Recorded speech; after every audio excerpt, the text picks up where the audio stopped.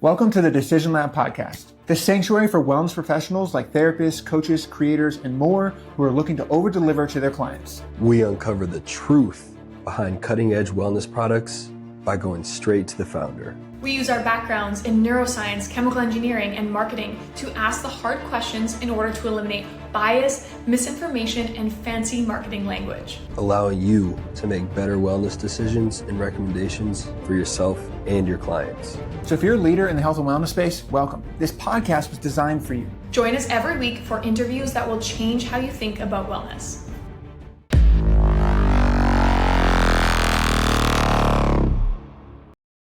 All right, everybody, welcome back to this Decision Lab podcast. Today, I am pleasantly delighted to have Dr. Paul Zak joining us. He is also known as the Dr. Love, which we'll get into that later. He's a distinguished university professor at Claremont Graduate University and is in the top 0.3% of most cited scientists on Earth. That is wild. Dr. Paul's 2 decades of research extend the boundaries of behavioral neuroscience, have taken him from the Pentagon to Fortune 500 boardrooms to the rainforests of Papua New Guinea. His most recent book is Immersion, the Science of the Extraordinary and the Source of Happiness.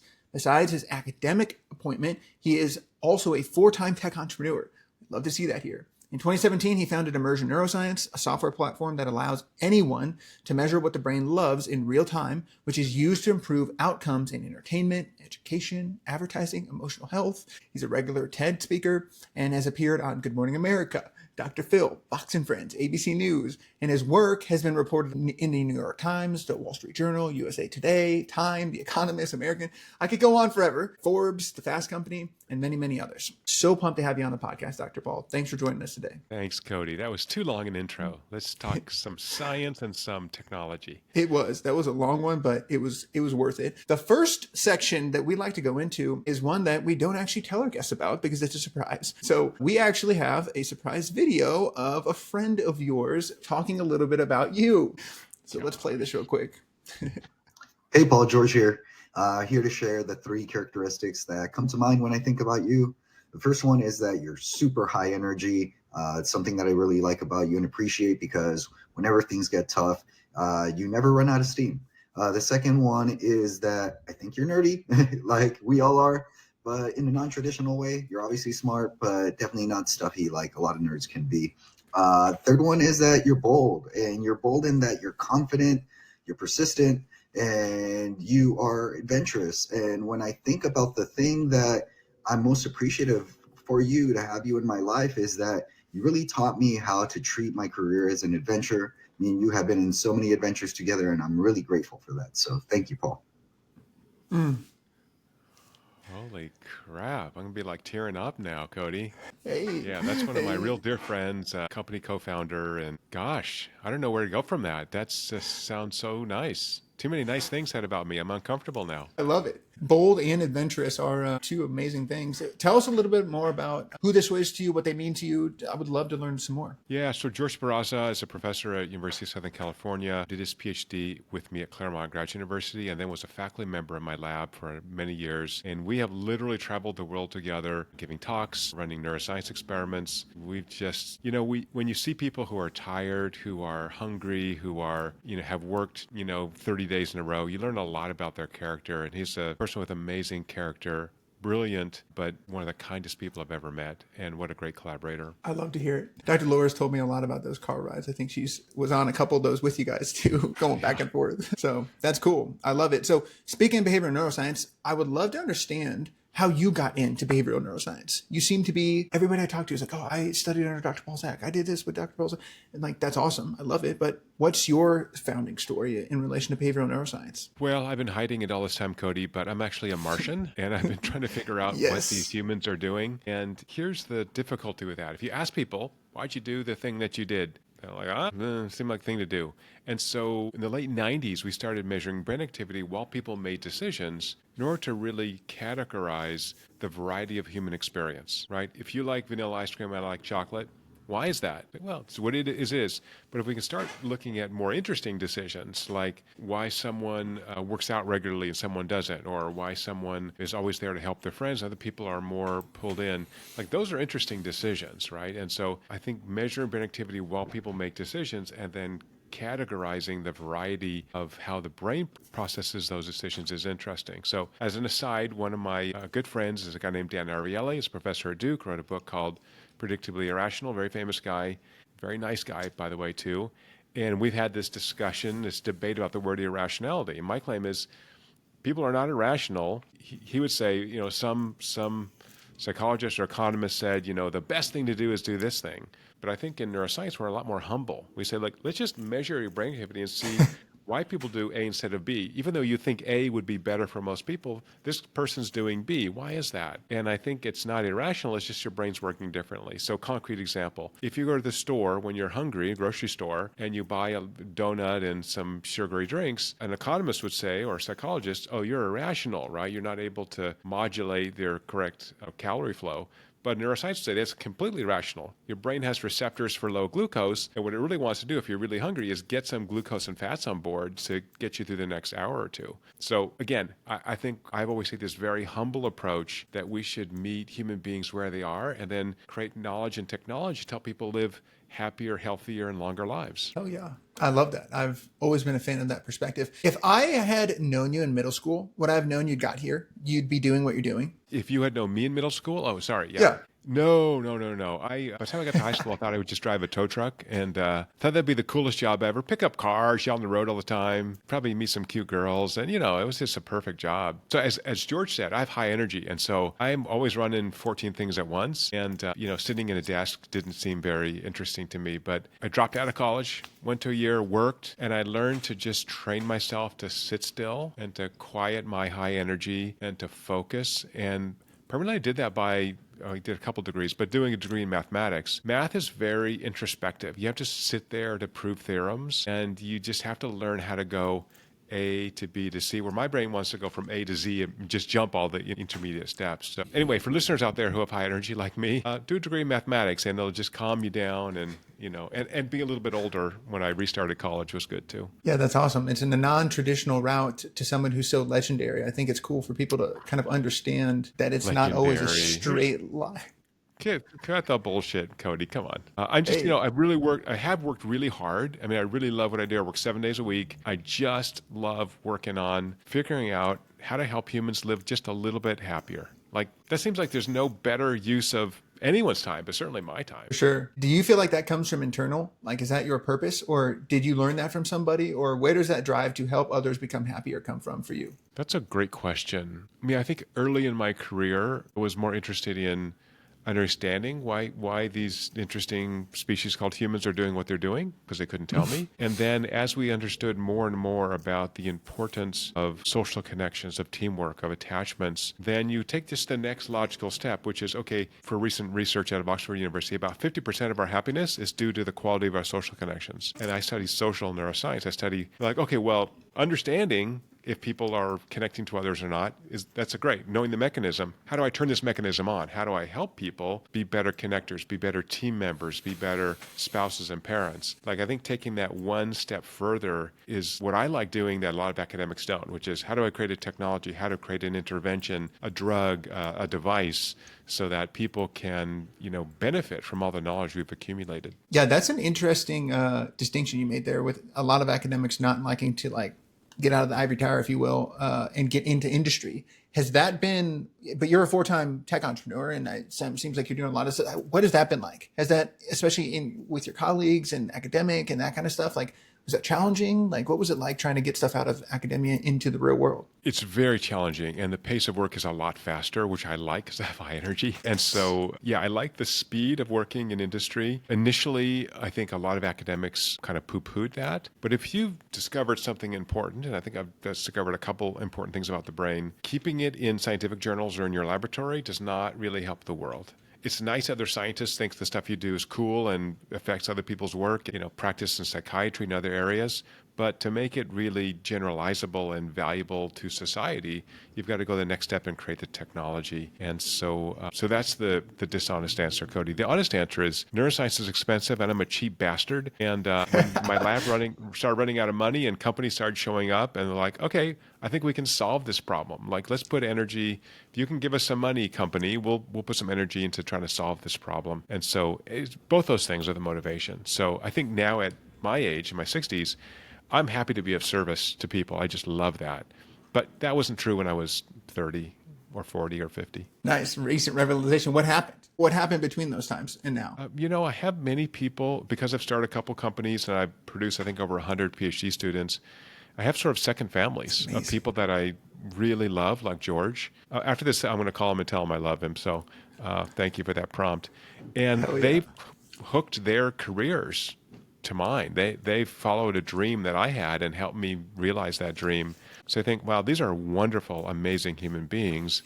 That should be my purpose. So I think, when I turned 60, I said, my purpose is going to be service, and I want to be the best service provider, basically like a dog. I'm just going to be happy and jumping around and make people happy if I can. You're doing a great job, it seems like, so far. So some of this stuff, long journey, you've had lots of things. What's the hardest thing you've had to overcome so far, would you say? Most formative thing you've had to overcome? Oh, you asked an earlier question, and I'll feed that into this question. So originally, universities were kind of against, technologies transfer into industry. My university, Claremont Graduate University, in the last 10 years has been extraordinarily supportive of taking what we discover and making it useful. And I've almost left a couple times. They've made it so nice for me to divide my time between teaching, running my lab, and running companies. So kudos to them. So I'm in a very special place, which has enabled that to happen. Yeah, the difficult part of that is maybe time management. And so I don't think I'm a workaholic.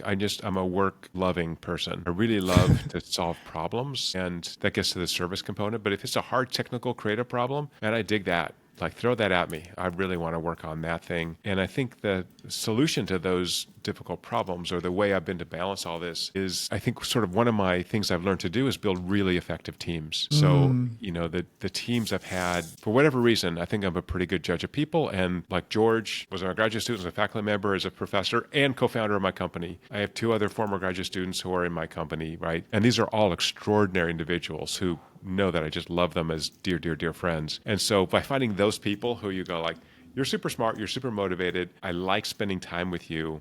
I think it's a 60-hour rule. For people I want to work with, can you spend 60 hours every week with that person in the same room and not want to murder them, right? So I think most people you spend 60 hours with after a while are like, I can't take it anymore. But these are people who I have spent more than 60 hours a week often with them, long, long, long time. And you learn a lot about their character, as I said earlier. Wow. That's awesome. That's great tips for young entrepreneurs trying to build teams. I'm taking that advice to heart too. Like, as I'm building out teams and some of my first adventures as well. So we end up talking to some really cool people on the pod. And in one of the groups of people I work with pretty specifically are what I call anxious achievers. So these people that want to achieve and change the world while also psychopathically wanting to live a balanced, healthy life. And something that I see a lot in anxious achievers is imposter syndrome.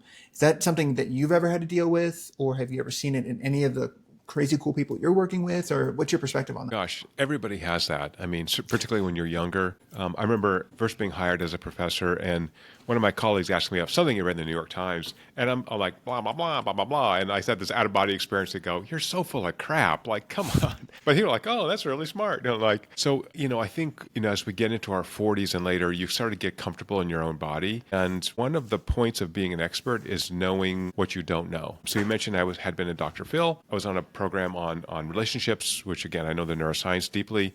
They called me up some years later and said, hey, we have this program on depression. We'd love to have an expert on the neuroscience of depression. Now, I know about the neuroscience of depression, but I'm not an expert in it. I don't have done research in that area.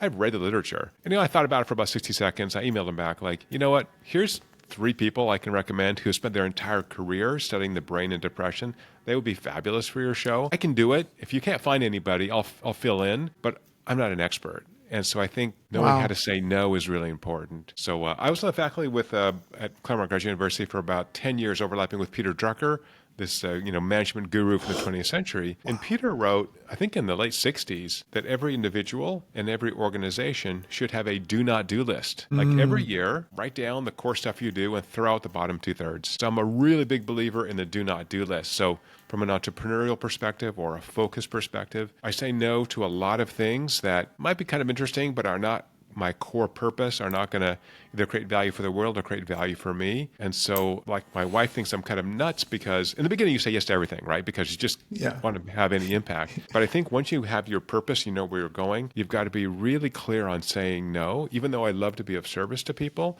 I can't be of service to everybody because then I degrade my ability to focus on my best and highest use in the world. And so that do not do list, I think, is really important, and reflecting on that and not, for example, just as an aside, today I've booked out 4 hours for writing. I'm working on a new book on happiness. And I just booked out 4 hours. I'm going to go to a coffee shop. I'm going to put headphones on, and I'm just going to write for 4 hours. And someone tried to book a meeting with me, and I just overrode it and said, sorry, you got to rebook. So, that's important to me. The book also is important for the company, right? Helps tell the world what we've been doing for the last 5 years. And so, it's not just a selfish thing, even though I think what I'm sharing is useful, hopefully will be useful to readers. So I think, I'm a big believer in using the Google Calendar and just booking out, like working out. Every other morning from 6:30 to 8, I'm in the gym. It's booked out. If I have to do some emergency phone call, I'm doing it from the gym or a Zoom. I've done a lot of Zooms from the gym, probably like you have. Right? I'm a little late getting out of the gym. It's 8:30, and I'll just show my camera, like, hey, I'm a little late. I'm wearing gross clothes, but I'm at the gym, and so happy to talk to you. You'll hear some background noise. And first of all, no one complains. But even if you do complain, what a jerk move to go like, oh, this is the morning in California, and this guy's at the gym, and I'm upset. Now, if I was having a call with, I don't know, Mark Zuckerberg, yeah, I'd probably organize myself so I was at my home or whatever, some big company for sure. But if it's just a prospect call or a follow-up with a client or a student for that matter or a colleague, you can do it from the gym. Right. Schedule. Yeah, that's interesting. I like it. Schedule. There's so many different discernment. Have the do not do, right? Like, right, it's on my calendar. I got to do it. Yeah, no, exactly. It's awesome. It seems like a lot of people have a discernment tool like you're describing. It sounds like your purpose is a huge discernment tool for you as far as like, this gets me closer to my purpose. This is interesting, but doesn't take me towards my purpose as much necessarily. Yeah, that's interesting. I like that. All right, let's talk about oxytocin. Yeah. I would love to start as if like I am like a undergraduate student that has no clue, maybe even not even undergraduate, high school student, doesn't really understand oxytocin, its role in like neuroscience and psychology and those types of things, whether it's a neurohormone or a hormone or a neurotransmitter, all the stuff. Mm-hmm. Tell me just a little bit about oxytocin to prime us for talking about immersion in 6. Right. So let's first start with nature, perhaps sadly, is a Republican. It's conservative in that it reuses systems that evolved for one purpose for other purposes. So of the roughly 200 neurochemicals active in your brain, oxytocin is one of those. It functions outside the brain as a hormone associated with childbirth and breastfeeding, these kind of core activities that differentiate mammals from other types of species. And in the brain,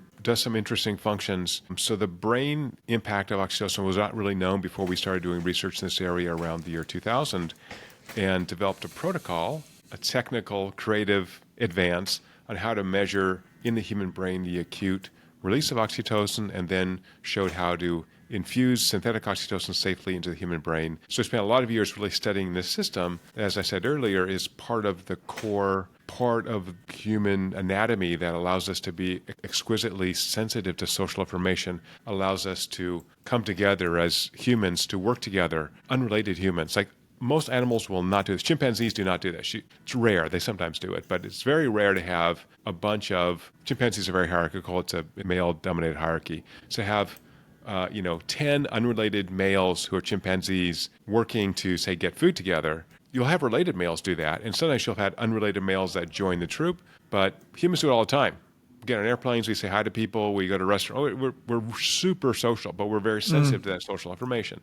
Where's that sensitivity come from? It comes from the much higher density of receptors for oxytocin and some related neurochemicals in our brains. And so by having a way to measure the release and binding of oxytocin in the human brain, we had insights into this core part of human nature, which is our sociability, which, as I said earlier, is a big part of our happiness and our life satisfaction. So it's a neurochemical made in the brain, released simultaneously on stimulus in the brain and the peripheral nervous system, as a short half-life, and essentially is a signal that says this person, could be an animal, but generally a person, appears to be safe, trustworthy, familiar, all those things. So I can approach him or her. So again, one of the unusual things humans do is interact with strangers on a regular basis. Again, almost no animals do that. right? Unrelated strangers. So here's a tip for people who are, I'm an introvert. You can't tell, but I am, Cody. So I run all kinds of experiments based on my research on myself. So some years ago, I started breaking the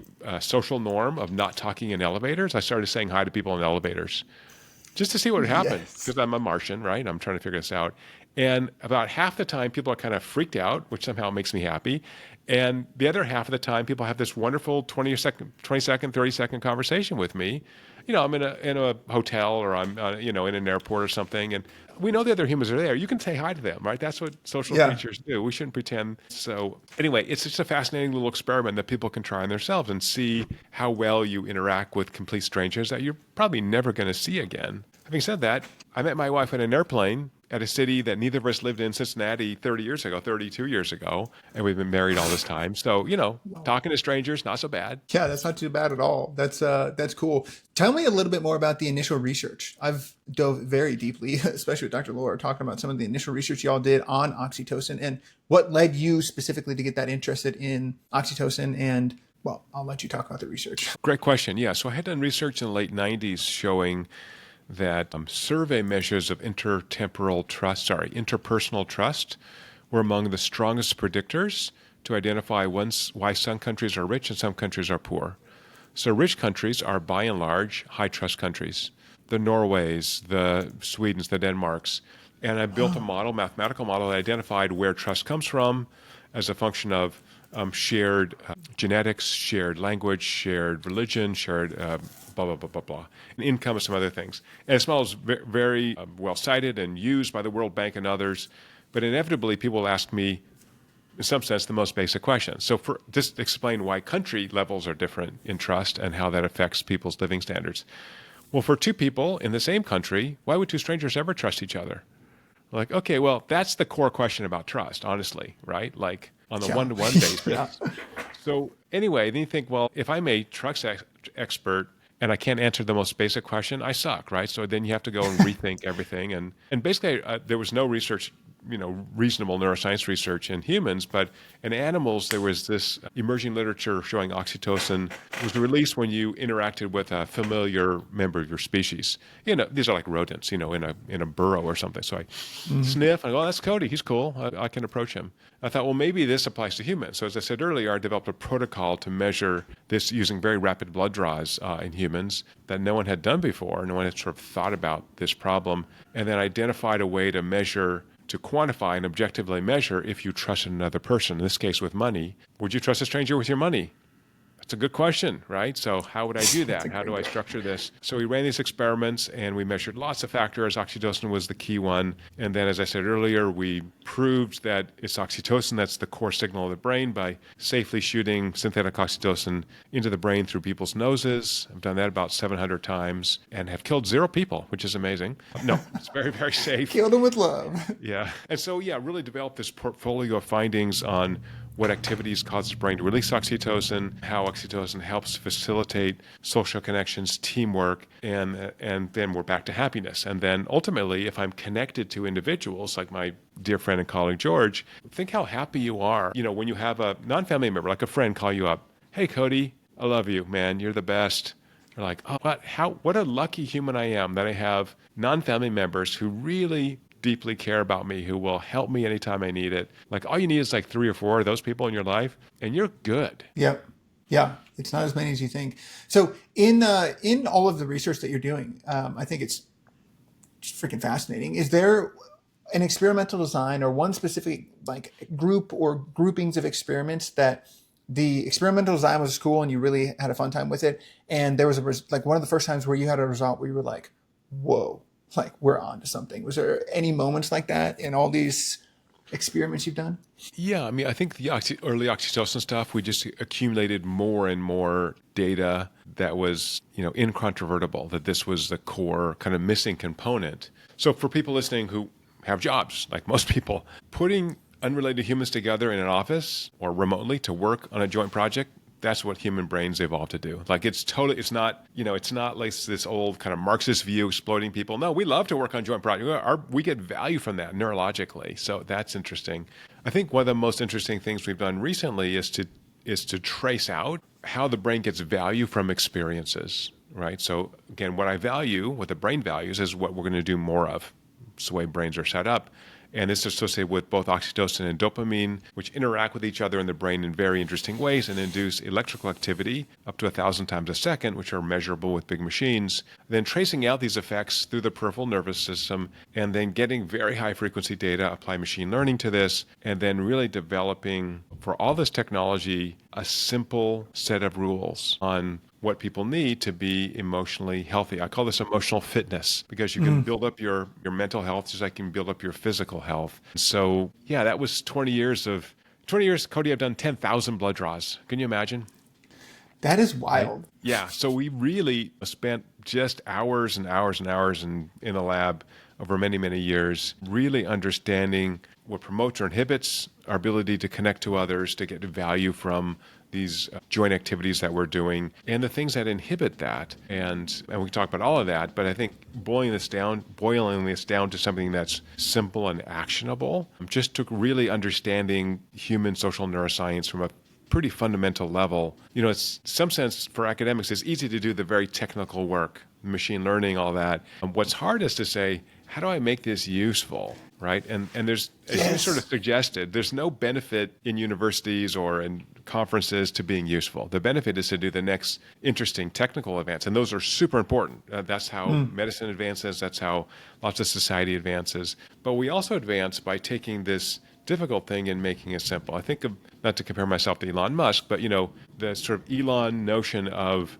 a kind of a modular electrical vehicle using the skateboard design with batteries, like that was a deep insight that made producing electrical vehicles at scale possible that the big three automakers had not thought about, or even European automakers. So that was just a sort of I understand all the systems, and now I'm going to make it really, really simple so I can scale it. Yeah, no, 100%. In that vein, how has this research in oxytocin and trust and social connection and all these types of things, how has that changed the way you live your life? And what are some of those actionable things that can help based on the research you've done and all the things that you've studied? Yeah, I mean, we could spend hours on that, which is why I write books. Yeah, give us top three.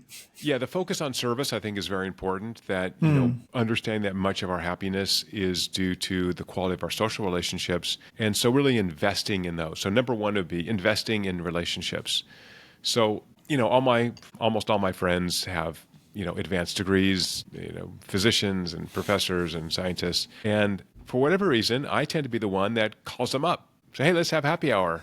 I tend to be the organizer. I don't want to be the organizer. I want someone else to do that. But I tend to be the organizer because I realize that all of us are busy and someone's got to take charge and go, let's go do this exercise, this outdoor activity. Let's go happy hour. Let's go whatever, grab pizza, whatever that is. And so I've kind of taken that role. So that's one. The second is that it's not the number of relationships you have, it's the quality of relationships. So investing more time in those people that, again, those I call the 3 a.m. friends. Someone you call at 3 a.m. and go, I have a crisis, I need you now. And they'll show up. Like having 3 or 4 of those is really what you need. And so it's not how many friends you have on Facebook, whatever. It's really how many people are really deeply connected to you. And that means spending time. It means doing things. It means coming back from a trip and bringing somebody something. It means thinking about that person. By the way, same with romantic relationships, right? So a piece of advice like Valentine's Day, sure, it's fine. Pick up flowers or dinner or on a random day. It's actually, your brain gets much more value. Like, oh, you were thinking about me on a Tuesday in October. Holy crap. How awesome is that, right? Yeah. So as opposed to, I was forced to have a special day for romance. And the third is really making your feelings known to people. So it's really hard. It gets easier as you get older. For men in particular, use the L word, right? So I am going to call George after this and tell him I love him. And he knows I love him. As a friend, right? It's not a weird thing. I'm old enough that it doesn't feel weird anymore to say that. But when my kids were little, I would put them to bed every night, read them a story, and I'd make them answer 3 questions for years and years and years until they finally just refused, which is, who loves you best? Who's your number one fan? Who will never, ever, ever leave you? And I want to hear a dad, dad, dad. And so today's the 1st of October.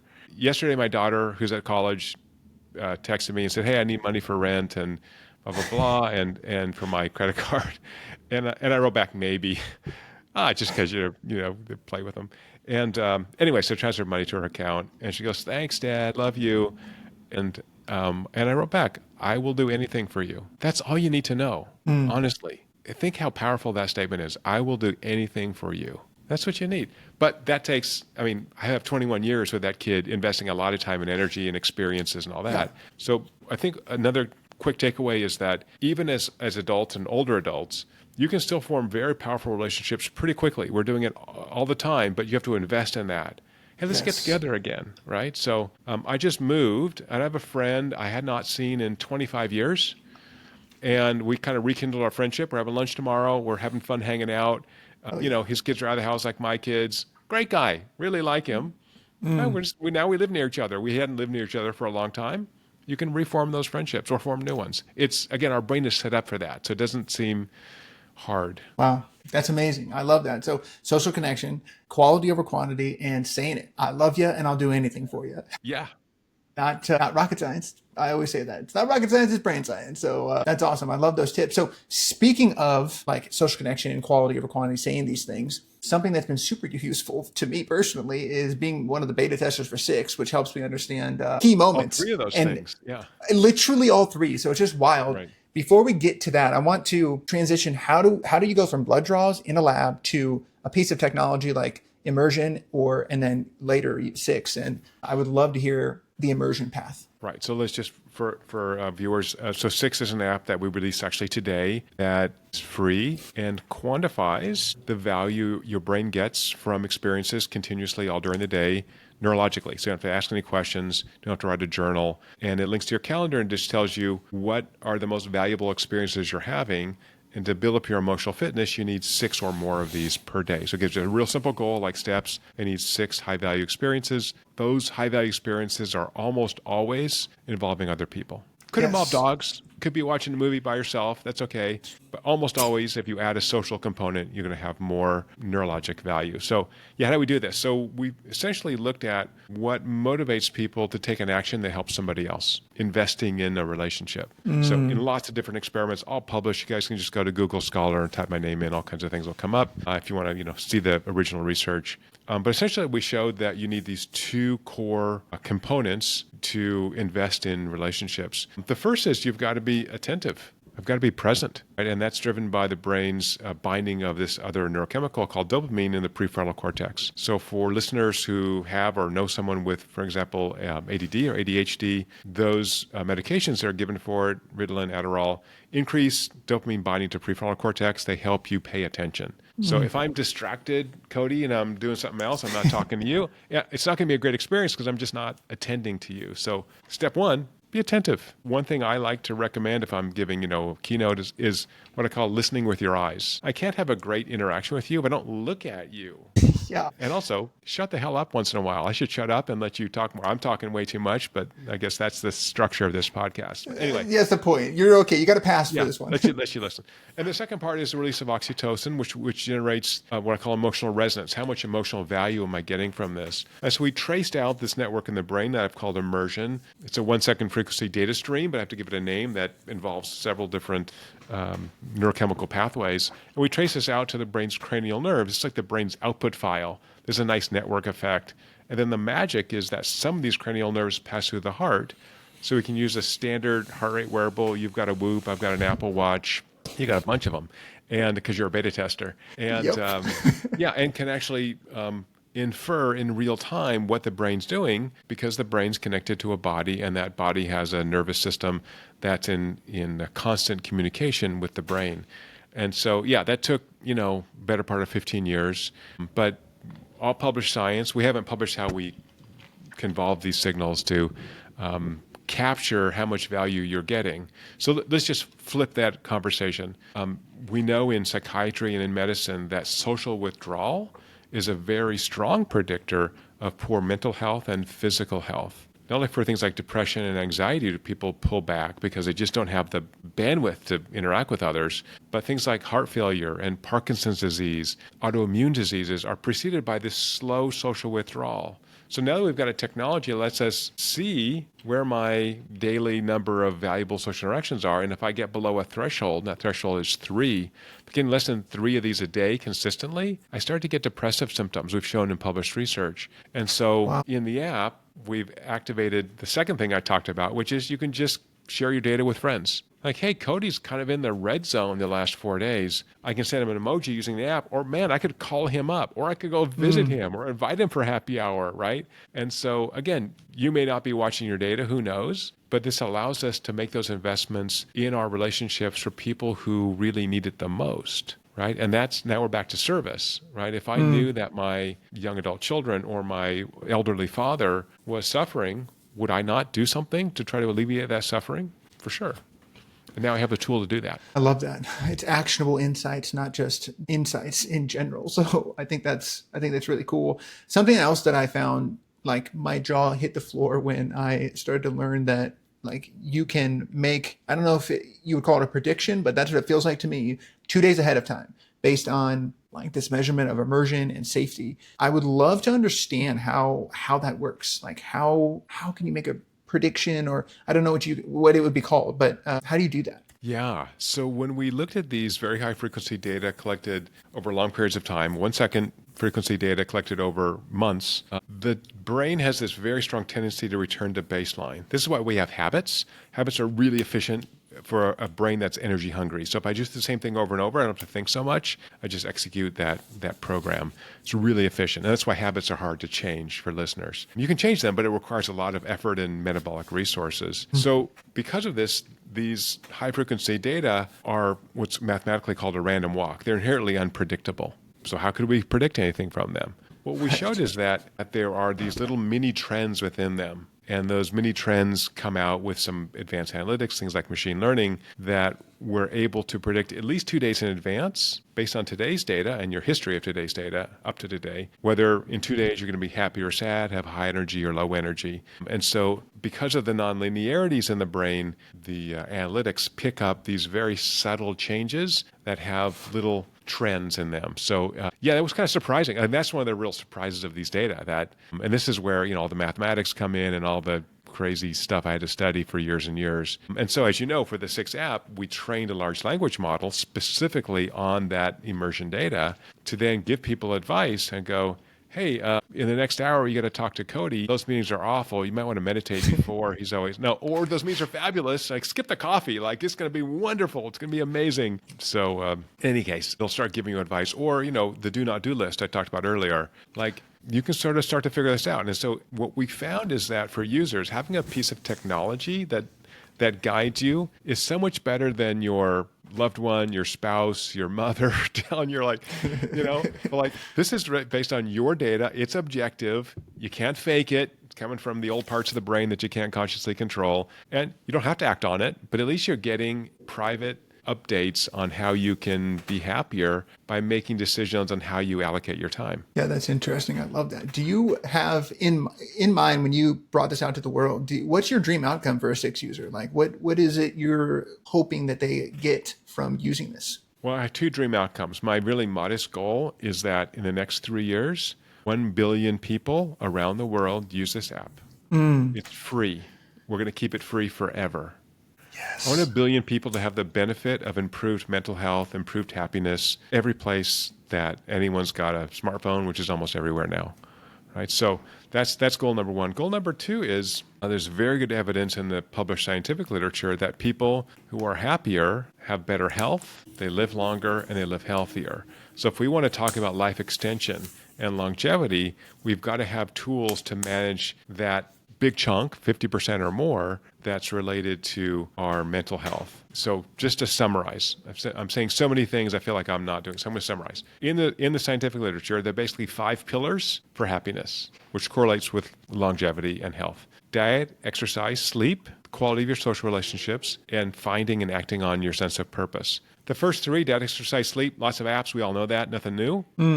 Please, those are important. Don't forget about them. Number 4 is where we come in, the quality of your social relationships. And on number 5, am I acting on my sense of purpose? And that could be at work, but also could be volunteering. I do a lot of hiking, so I volunteer to clear trails, and you're doing it with other people. So your sense of purpose almost always involves others, right? It's not.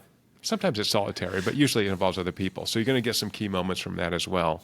So we want to add those two big components that add a lot to people's happiness and therefore their health and longevity. And as you know, Cody, people who are depressed, who have low energy, well, they don't sleep as well and they don't eat as well and they're very less likely to exercise. So, all this floats back to, am I actually in a positive mood? Do I feel like I have energy? And how do I manage my world so I get more energy? Well, I've got to know what is energy enhancing versus energy draining. Yeah.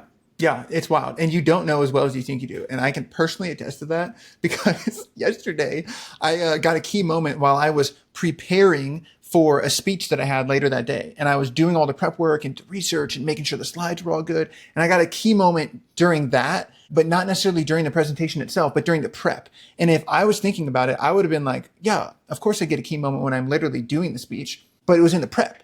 And so that was wild for me to be able to just know that and understand that. I was just like, what? But that's like finding your purpose. Like you're such a wonderful speaker. Like, and everyone who speaks publicly like we do, all the action's in the prep. Like when you look easy on stage, it's because you prep so much. You know all the material, you have all that organized, you have the slides or whatever. And so you mentioned I've got a TED Talk with like 2 million views, a bunch of TED Talks. But, I had 10 months to prep for that. People are, you're so relaxed on stage. I'm like, my legs were shaking in the first 30 seconds. But yeah, I had 10 months to practice it, to workshop it, to make sure it was really memorized well. And then, of course, you seem relaxed because as long as you don't look at my knees knocking, everything else looks like, oh yeah, because I've given this talk, I don't know, I give it 100 times at least before I got on the TED stage. So yeah, sure, it looks relaxed. Yeah, I love it. I think it's cool. Something that I'm interested in, Chloe would have asked if she was on here, is how do female hormones and things like that affect some of these readings or the data or things like that? Because it's different between guys and girls. Like,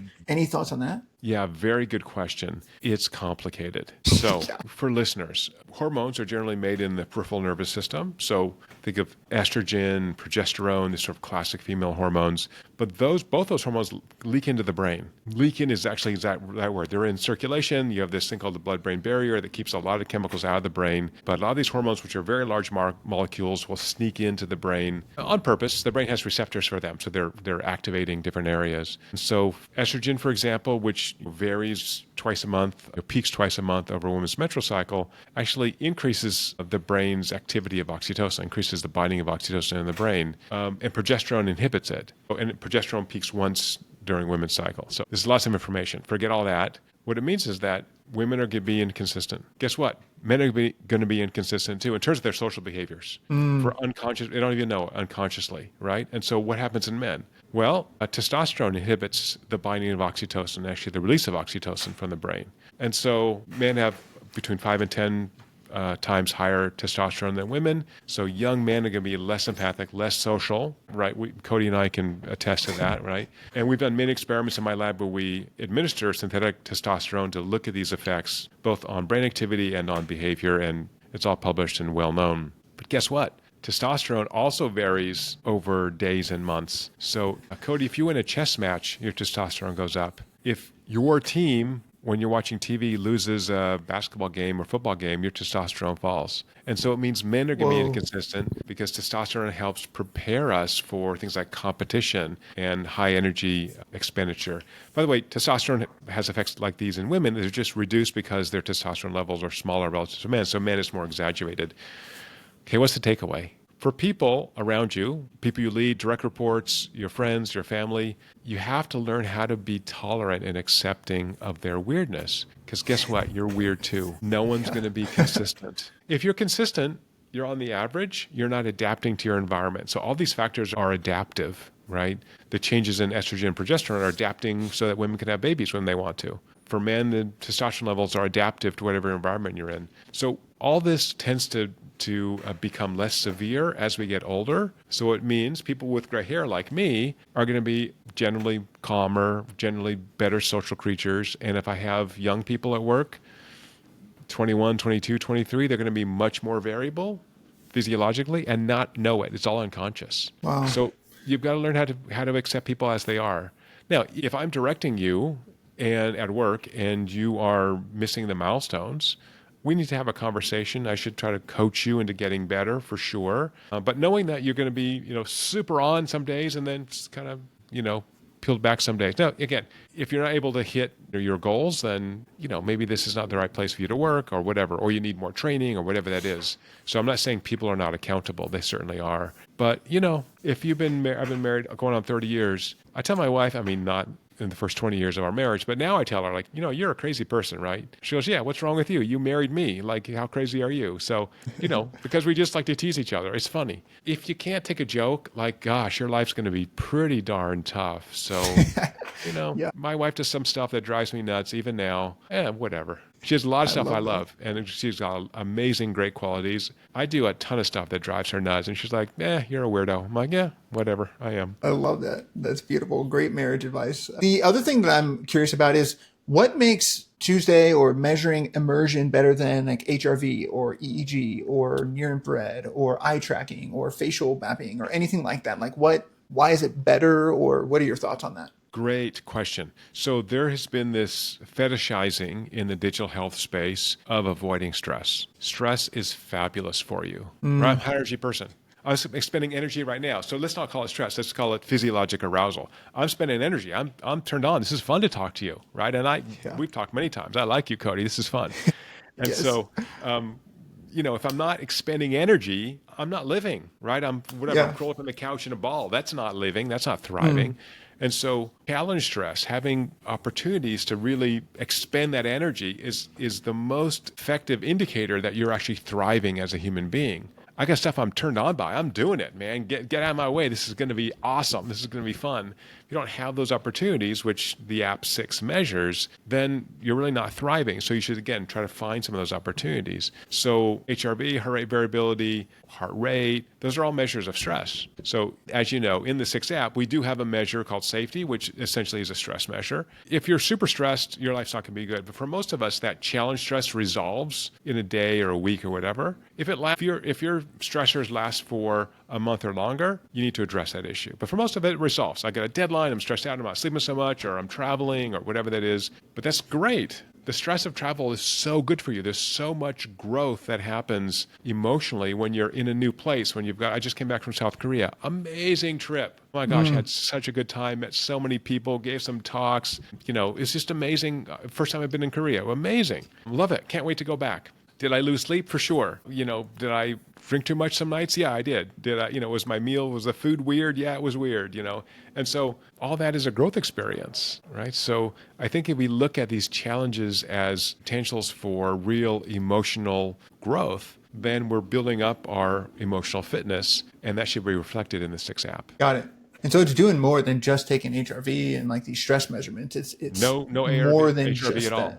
Yeah, exactly right. So again, we wrote code that let us look at these very subtle acceleration and deceleration in the heart that we traced using pharmaceuticals, doing drug studies, back into this valuation network in the brain. Took forever. I worked slow, Cody. It only took me 20 years. Hey, it's out and about now. So yeah. I'm pumped. I saw that it was live today, and because I went to search on Instagram, and I was like, it's live. I was so pumped. Yeah, I know. I was so excited. I shared my story and everything. First of all, kudos to all the technologists in the company, and we hired a CEO to scale us up.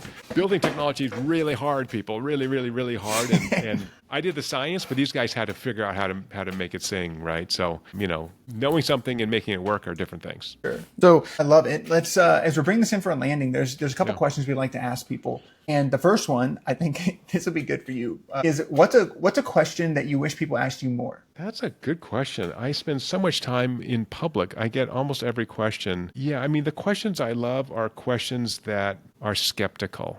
So here's the question I love. I'm going to use one bad word, warning. I like to ask people, giving talks, and people don't want to ask questions. And so I'll prompt them by saying, because I anticipate some audiences don't want to do this, say, what's the most important word in science? And people say, oh, experiment, whatever. I said, no, the most important word is the word bullshit. Science is a systematic way to get rid of bullshit. So if there's anything I say that seems like bullshit, you should just ask that question, and I'll give you bonus points if you use the word bullshit in it. And I love it when people do that. They're like, this seems like total bullshit. Like how the hell can you measure the effects of dopamine and oxytocin from a wearable? I'm like, okay, well, we got 20 years of science. So strap in. I'll tell you how we did it. Like so it. bullshit, So bullshit questions are your favorite. Do you have one that you've recently been asked or that you've been asked in the past? You're like, damn, that was a good one. Yeah, every once in a while I get one that I can't answer, and I love that too. So I'm a curious person. I'm a student of life, of humans, and I love when I get stumped. And that's what me being an expert means. You just say, hey, actually, I don't know. That's a great question outside my area of expertise. I don't know. I'll look it up. I'll get back to you. That's a great question. So yeah, I don't remember what someone stumped me on, but recently someone did stump me on something. Oh, I bet for you that's just like, I could do some research on that. Yeah, there's new research. I can go search the literature and learn something new. So that's great. Yeah, that's awesome. That's cool. Okay, another one that we love to ask people is, because we talk to tons of people and we know lots of people, is what's a partnership or a connection that would really help you outside of them just giving you money? Yeah, we're really now in talks with health insurers to bring 6 into their health apps. So all health insurers have health apps. We're in talks with some of them. But yeah, if listeners are connected to digital health platforms or health insurers, I think the big win now is going to be rewarding people for having these 6 key moments to build their emotional fitness, to avoid crises. Let's get ahead of the curve here because these data are highly predictive. Prevention, yeah, I love that. I love that. Okay, so the next one, you'll get a chance to do this too, is our last podcast guest. She's the neuroscientist behind Sierra Thrive, which is a red light therapy that uses near infrared on the forehead and things. And she left you a question, and all of our previous guests leave a question, then we ask the next guest the question that they left. She left a doozy, and you are the perfect person to ask this. But she asked, do you spend much time thinking about why we are actually here? Why do we exist? If you do, what do you come up with, and how much time do you spend thinking about it? Yes, that's such a cool question. I know. Such a nerd science question too, like science philosophy question. Yeah, I spent a lot of time about that, and I think it gets down to finding purpose. So a few years ago, Time Magazine asked me to write like 3 sentences for their New Year's issue on like New Year's resolutions. Cody, I'm against New Year's resolutions. If you want to make a change, to make a change. Why do you wait until December 31st? So anyway, 3 sentences. I'm like, what can I say? So I thought, well, what have I learned in all this research and all these experiments I've done around the world, talking to zillions of people? And what I've done is to think that the best way to live a fulfilled and thriving life is, because I'm a math guy, I have to make an equation. I call it the love plus paradigm. My goal is that for every interaction I have, I'm adding love to the world, right? I'm doing something kind. I'm doing something helpful. I'm not removing love from the world. And I think for people who live with that simple approach, if it's actionable, it's got to be simple. If it's complicated, it's too hard. Just think about, can I make this person's day just a little bit better? Do I do it all? Can I do it all the time? No. Sometimes I'm like everyone else. I get frustrated or tired or whatever. Mm-hmm. But I just really think hard about, I think we're here to love other people. And when we do that, that love reflects back on us and it makes us feel better. It makes us grow as human beings. And so it's a real simple approach. Wow. I love it. So then your at least answer here is to give love. Like the whole point of the whole thing is to spread and give love as best you can. Yeah. And that's, super consistent with lots of philosophical and religious traditions. So, but I think I came from a neuroscience perspective, and then it all dovetails. You go, it's probably right. We all came from the same, different directions, came to the same conclusion. It would be very unlikely that this would happen. Wow, that's badass. That's cool. Okay, so now it's your turn. Now you get to leave a question for our next guest. And I'm pretty sure it's Loren Wright with the Natural Nipple, which is a device for babies that makes the bottles aren't actually made to actually mirror an actual nipple. They're synthetic, and she made one that is. So she's the next one that we're talking to. So what's a question you want to leave? Okay, I have a great question for her. Can children be spoiled too much?